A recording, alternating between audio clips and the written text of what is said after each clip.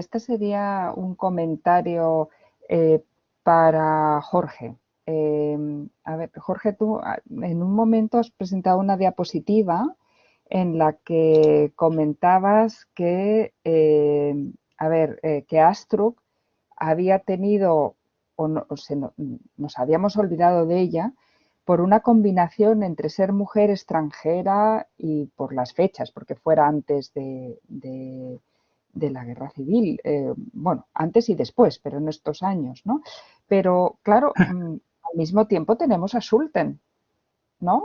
Adolf Sulten, y sin embargo, nadie se ha olvidado de Sulten, es más, se le hace un homenaje en la Universidad de Barcelona, o sea que el contraste está ahí, ¿no? Es cierto que Claro, Sulten ha publicado muchas más cosas y quizá desde al ser profesor de universidad y tener acceso a una serie de editoriales, había ayudado y los lazos que había establecido con los arqueólogos en España eran mucho más fuertes o él podía ofrecer mucho más desde su posición de poder que Astruc, que, bueno, era una becaria de la Casa de Velázquez. sí, así es. Por eso comentaba anteriormente que todos estos factores que he enumerado, que no hay que entenderlos individualmente, sino que al final se complementan unos con otros. Y sobre todo, por ejemplo, bueno, incluso Astruc, en el contexto en el que se mueve, ya hemos dicho, por ejemplo, en los informes y memorias de la Comisaría General, que también tiene el reconocimiento en aquel momento como arqueóloga extranjera. Digamos que yo creo que el problema es más a la posteriori, es decir, a la hora ya de hacer un discurso historiográfico sobre el desarrollo de la arqueología púnica, donde pues se ha dado más valor, más méritos a distintas figuras masculinas y en cambio ella ha quedado en un segundo plano. Pero es cierto que, por ejemplo, Sulten, al ser en este caso, pues un historiador extranjero, pero sí tuvo un reconocimiento que además perduró durante todo el siglo XX. Por eso yo creo que no solo el hecho de ser o no ser extranjero, sino sumar a ese aspecto el ser una mujer investigadora y luego centrarse única y exclusivamente a los estudios fenicios y púnicos. Yo creo hay una cuestión que analicé en un libro en el año 12, ¿no? El de Archaeological Encounters, encuentros arqueológicos, que es el valor que tiene lo que uno dice dependiendo del estatus que tiene. Es decir, que las ideas no son buenas o malas por sí, que lo son, pero que además a la hora de ver cómo se ha transmitido el conocimiento generado, influye mucho quién lo ha dicho y dónde se ha dicho. Es decir, si se dice desde una institución de poder, como es una universidad o incluso pudiera ser un museo, esa información cuenta muchísimo más y se transmite muchísimo más que lo que puede ser, bueno, pues dicho a lo mejor de una mujer, que efectivamente puede contar bastante menos por toda la ideología del momento, pero sobre todo una becaria que no Sí, tiene, es decir, que las ideas pueden ser buenísimas, pero depende para su transmisión de quién las dice y del estatus y la geografía de desde dónde se dicen. Y creo que esto es una cosa que no se ha tenido suficientemente en cuenta a la hora de valorar en la historia de la arqueología la influencia de unas personas u otras. sí, No vamos, yo sé. estoy totalmente de acuerdo. Y al final simplemente quería añadir a esta reflexión que, por ejemplo, ya que hemos mencionado a Sulten, el discurso de Sulten interesaba mucho más en el contexto pues, de toda la mediados del siglo XX. Es decir, siempre tuvo una imagen muy negativa sobre Cartago, siempre los tachaba de rastreros en cuanto al comercio y demás. Y pues entre esa lucha entre griegos y fenicios que evidencia Sulten, hacía como un reflejo de ese enfrentamiento entre arios y semitas, pues yo creo que durante toda la primera mitad, incluso segunda mitad del siglo XX, era un discurso que interesaba más. Todo eso, pues sumado a lo que me estabas comentando, es una institución, en el caso de Sulten, en el caso de Astruc no tiene un reconocimiento como como tal, incluso aunque pueden estar de acuerdo sus interpretaciones, pero nunca van a tener ese mismo valor de cara a, pues eso, a la historiografía posterior.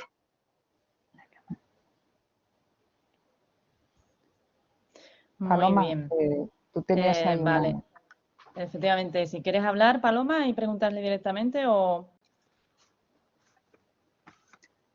No, perdón, me ha levantado la mano. No sé, le habré clicado. Como estoy aquí intentando con la plataforma, a ver si Vale. podemos meter a Ana Cristina. Perdón, no quería Nada. Pero, preguntar.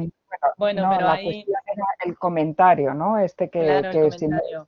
si me permites, también me intento contestar, ¿no? Recogiendo lo que comenta Marga, Sí. ¿pensáis el hecho de no tener discípulos, discípulas, si esto tiene la vinculación con la universidad es una variable fundamental en la invisibilidad? Y yo lo tenía en mi presentación, pero a lo mejor es que ni siquiera lo he dicho porque era muy consciente del tiempo. Claro, los profesores de universidad escriben las historias de la arqueología, pero no solamente eso, es que recomiendan a los alumnos qué leer. Entonces, y las recomendaciones también están influidas por todo lo que os he dicho.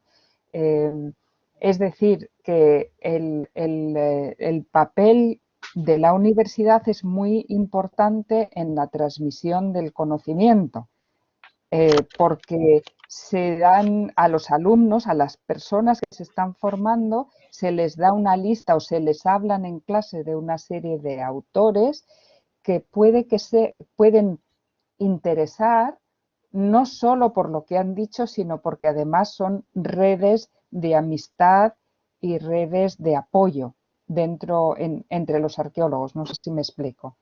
Es decir, que yo creo que sí, Paloma, claro. Y el hecho de no tener discípulos, al no estar las mujeres dentro de la universidad, pues, y no tener discípulos, digamos, que no se pasa o la transmisión del conocimiento es muchísimo más difícil que si hubieran estado en un contexto de universidad. Y los discípulos las hubieran escuchado y hubieran transmitido, repetido, pensado sobre ese conocimiento que ellas habían producido.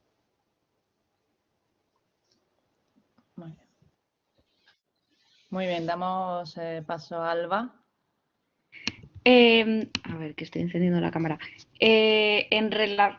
Sí. En relación a esta pregunta, porque al final, por lo menos en mi caso, el CSIC y la universidad tuvieron una vinculación muy estrecha, sobre todo en estas décadas en la que la mayor parte de los cargos directivos y de principales colaboradores del Consejo tenían también su cargo en la universidad. Entonces, bueno, por un lado, el CSIC sirvió también como trampolín para, digamos, acceder también a otros puestos en la universidad.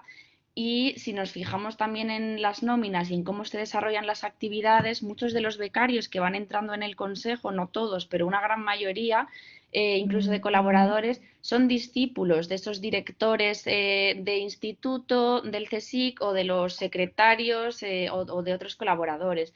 Entonces, el hecho de que esas figuras sean masculinas y de que sean ellos los que, pues dentro de sus estudiantes de la universidad, pues les recomienden pedir las becas en el CSIC para acceder a esos cargos, condiciona totalmente el que entren más o menos mujeres y que además se queden invisibilizadas, porque son ellos los que están decidiendo quiénes entran y quiénes salen y quiénes les está ayudando.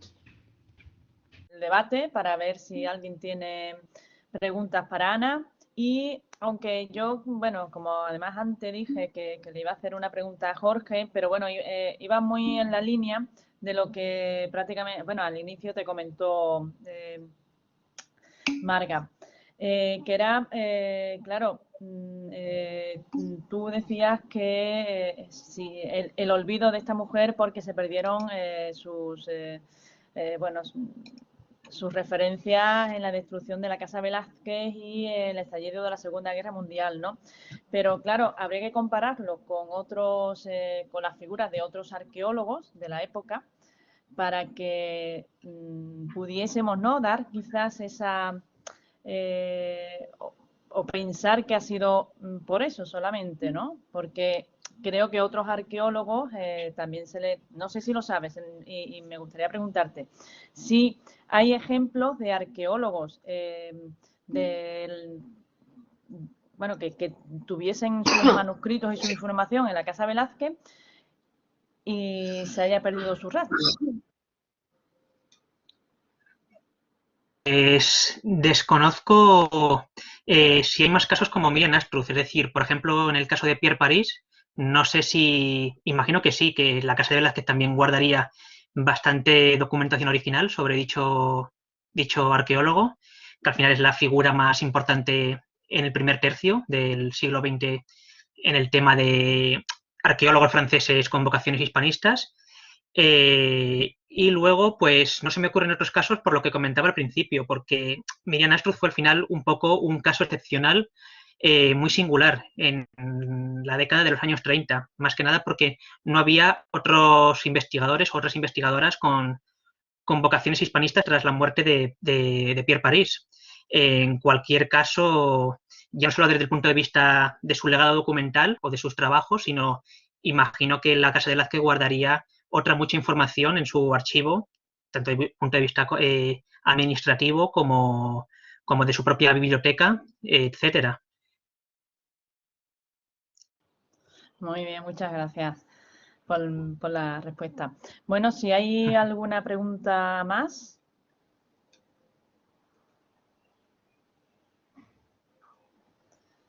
¿La podéis escribir por el chat o levantáis la mano y se os da la palabra?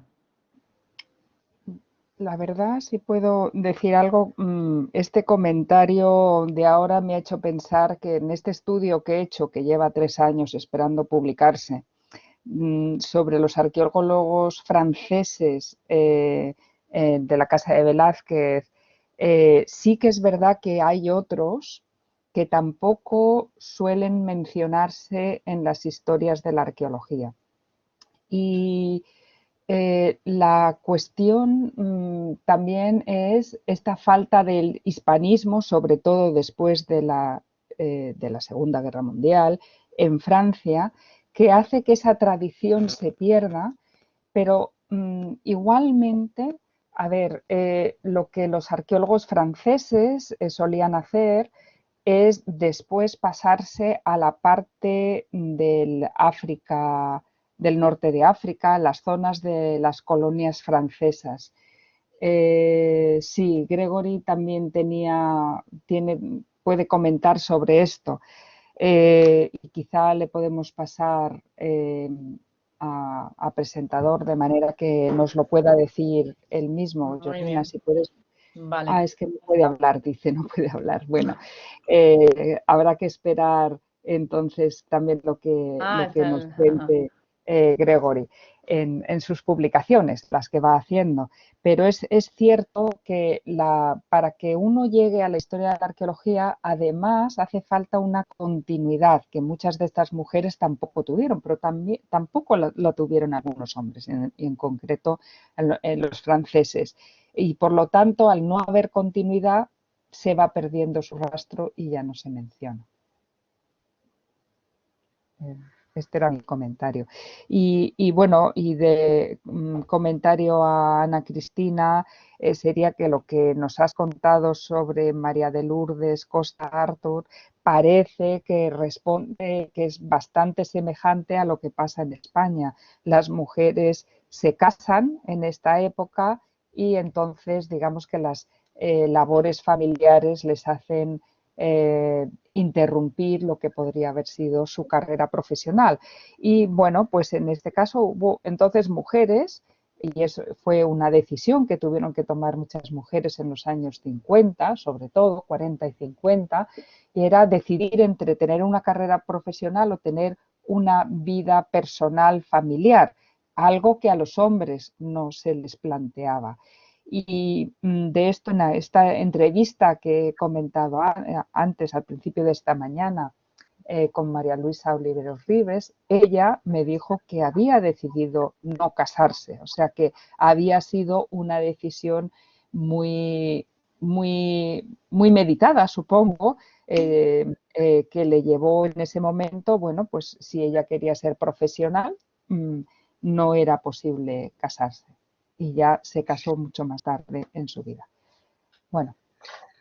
Posso dizer algo a esse propósito? Posso? Sí, claro. Não sei se... Sí.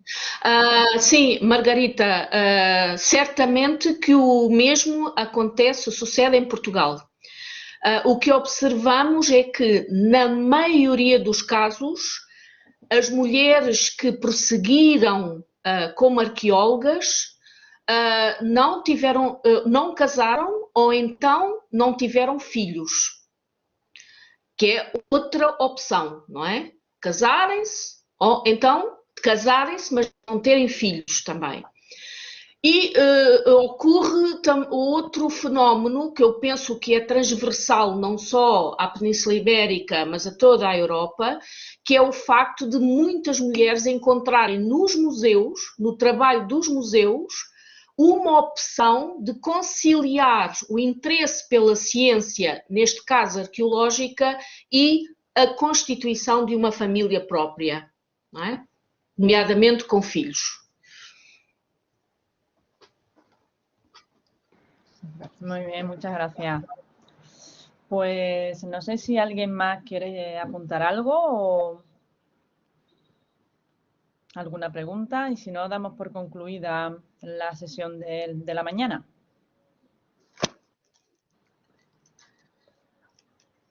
Vale, solo comentar, no sé si están aquí todas las personas que van a hablar esta tarde, pero quedamos con ellas en esta plataforma a partir de las 3:30, ¿vale? Para que suban sus